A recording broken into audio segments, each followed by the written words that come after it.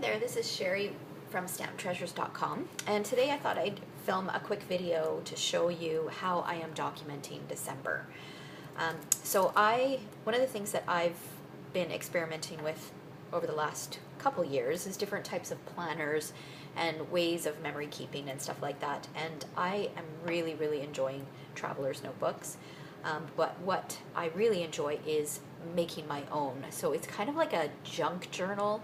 I use a combination of things, just whatever I kind of have on hand or whatever I'm really enjoying at the moment.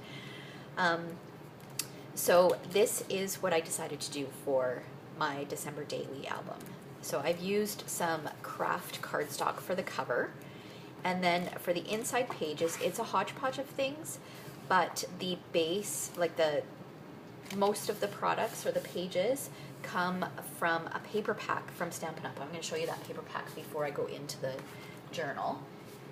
It is called Around the World, and it is such a fun paper pack. It's in the 2017 holiday catalog, and it will not be carrying over. So it's just cute. I love this paper, and the plaid papers, there are two of them in here, are just gorgeous. So there's so much potential with this paper. I chose to do this one because it would be cute to cut these up. The little nutcrackers you could cut up, all of these little images, you could cut up lots of those. You could punch out different shapes. The papers are great for bases. There are framelits that coordinate with these. And then, like I said, the plaid papers, and look at this one. There's Merry Christmas, Happy New Year, and a whole bunch of different languages. So that gives lots of potential as well. So that's what I chose to make the bulk of the album from. But let's pull back the album. Okay, so the cover is with craft cardstock, and then I've decorated it using our large numbers. I've got a glassine little bag here with a tag that I've created out of my favorite paper out of that pack. Just added some baker's twine at the top and one of our foil snowflakes, and then stamped December using a retired stamp set. And then inside, I haven't decided what I'm going to do on here yet. I may just leave it just like this, just because I really like this pattern, and I love the simplicity of it, but I might dress it up as well. So then we've got here, so this is day one, and I've got a little flap. So this was the day that we decorated the tree. I've got some journaling underneath the flap. So this is one of the patterns, so obviously it's the back of this one. This piece here is actually from a notebook that we got at a Stampin' Up! Event. It was, can't remember if it was the cover or if it was an inside page that had a pocket. So then at the back side of that, because it's just folded, there's the pocket. So I can tuck extra things in there. And the colors worked really well. Okay, so that's that page, and here you can see that I didn't punch it out. I actually traced it and cut it out because I was upstairs and I didn't want to come downstairs to get my punches, so I was being lazy. But I cut out a circle with the little car. I figured it was appropriate because it had the tree on top.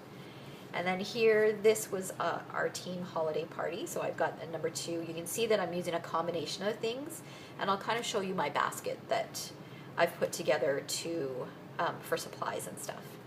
And then I borrowed a stamp set, the sweater stamp set from the catalog, the holiday catalog.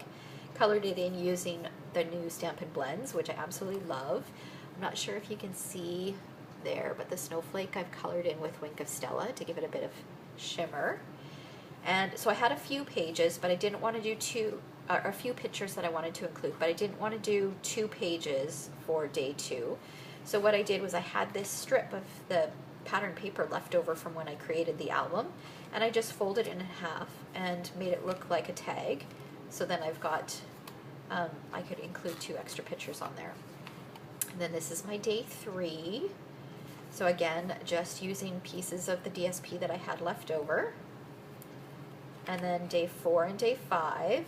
So this page, this is actually, okay, first of all, this paper is just some good quality copy paper that I included in there as well, just so that it wasn't all patterned paper. So this page was created this is actually a page from our Love Today planner. So they have these little pockets. So I figured this would be perfect for Christmas Day. I knew that I would have lots more pictures for that day, so I can just print them 2 by 2 and tuck them into the pockets. So the spine of it with the holes, that's where I stapled. So I folded it along the spine, and then that spine piece was right here.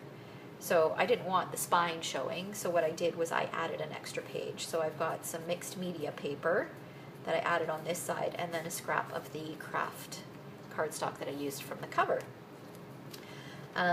So here, yeah, I just did some journaling on some scraps. I've got some little embellishments that I've kind of pulled out and put in my kit, and did a little bit of stamping, a brush,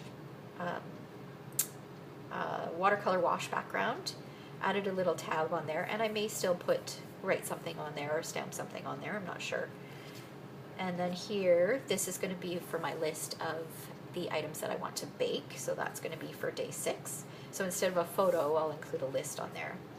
And then that's as far as I've gotten so far. So I'll just flip through so you can kind of see the pages. So here's another sheet of copy paper. And then I've included some vellum in here as well. That's the centerpiece. And then we just have the rest of it.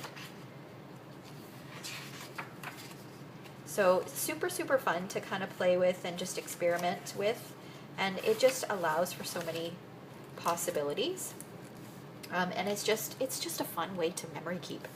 And then you've got this cute little album that you can pull out for the month to have a look at. Okay, so then I thought I would share my little basket that I've put together with my supplies. So, and I keep kind of adding things. So first of all, I've got the leftover pieces of the patterned paper and the copy paper and the vellum and the craft cardstock.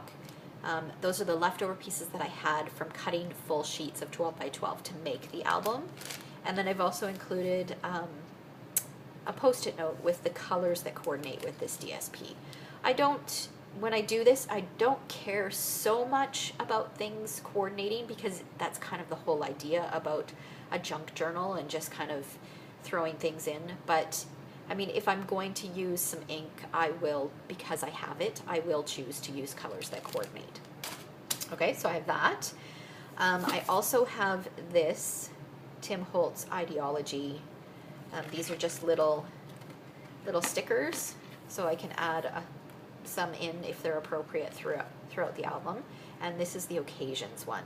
So there's a couple pages. There's white, and then there's black, and it does have the Christmas season in there too, so that's perfect.